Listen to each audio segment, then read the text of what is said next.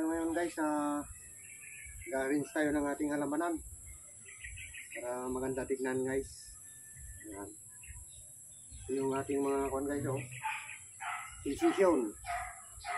Papakitang gilas guys yung kanilang kagandahan. Ito naman po yung cardboard. Dalawa. Ito guys. Kapit ka dito dito. Yung cardboard guys, oh, ganda. Oh, ganda ng cardboard. Mga kuwan na ito guys, sobra 3 years old na. Halit pa nung iniwan ng aking may bahay. Ito.